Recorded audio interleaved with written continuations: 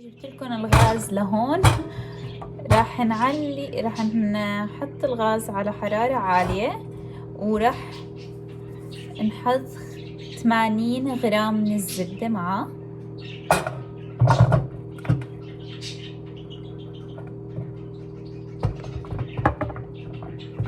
ومع الزبدة راح نحط 1 كب من المي. 1 كب تقريبا 225 ملي جرام راح نحطها مع الزبدة،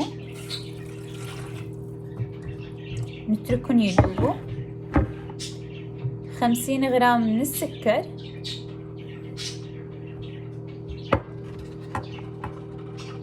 وراح نحط 2.5 ملي من الملح، وراح نتركهم يذوبوا عمهل. هلا الخليط تقريبا داب، الزبدة دابت وبلش يغلي. يبلش بالغليان راح نضيف عليه 1 كب من الطحين ونخلط. هلا راح يصير يتكون عنا عجينة، راح لازم نضل نخلط وما نوقف بالمرة بهالطريقة. جايز مثل ما شايفين صار عنا عجينة كاملة. طبعا واحنا عم نخلط لازم نوطي الغاز على الأخير عشان ما تحترق العجينة. هلا هاي راح نحطها على جنب ونبدأ بالخلطة. العجينة هون جهزت. هلا راح نضيف 3 بيضات على الخليط.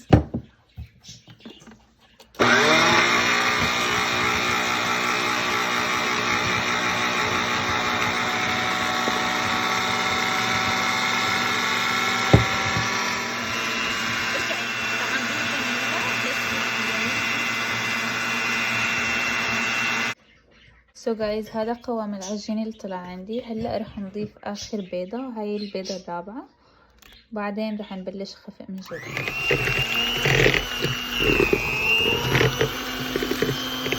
هذا كان الشكل النهائي للعجينة، مثل الكريمة طلعت كتير طرية وحلوة.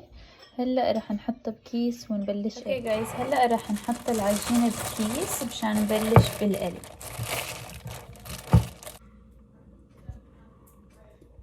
اوكي وهلا راح نبلش نفوت بالعجينة للأخير.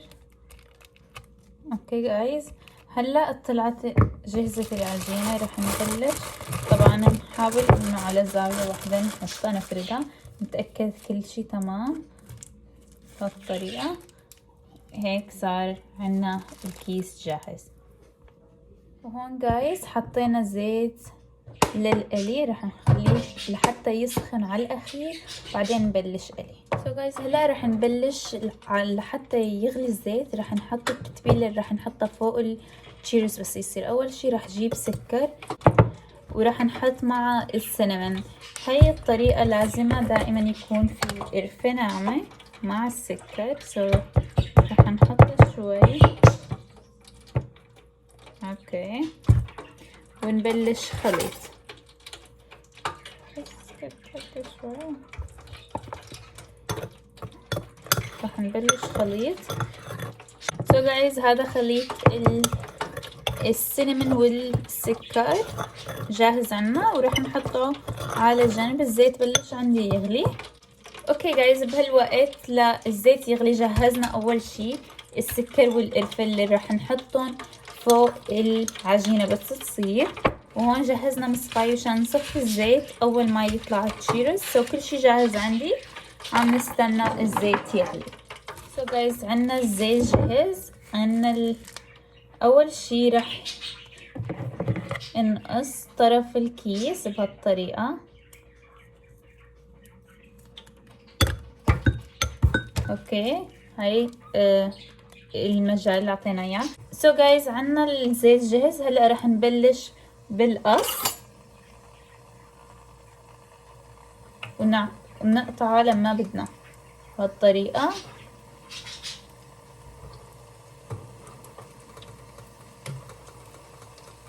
بدنا طوله ما يكون كتير طويل، تقريبا 3 ل 4 انش بيكون كتير منيح. جايز بلشوا هلا عم يغلوا، تقريبا صاروا. لازم نقلبهم لحتى يصير لونهم ذهبي. لون شوفوا الجمال جايز، تقريبا صاروا شوي ورح شيلهم. تقريبا جهزوا. وهلا رح نصفيهم من الزيت ونحطهم على جنب. الريحة شي بشهي.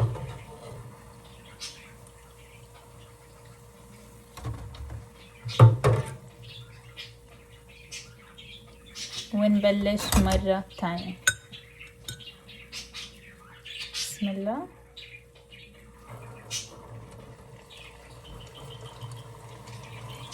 أنا الزيت عندي كتير حامي وهذا المطلوب. جايز العجينة كتير رخوة وكتير طرية، فلازم تكونوا منتبهين. أنا نصيحتي إلكم، أنا الفريزر جنبي بحط وجبة للقلي وبحط الكيس بالفريزر لحتى تصير الوجبة هيك ما بتكون دابت الزبدة والهيك، وبتضل محافظة على قوام العجين. شايفين الجمال، شايفين اللون الذهبي اللي عم بيطلع، هذا اللون اللي احنا طالبينه. جايز جهز الكيروز، شي بيجنن. هلا رح نفرجيكم اياه. اول شي رح نحط الشوجر والسينامون يلي عملناه سوا بهالطريقة، ونبلش نحط بالعجينة فوق.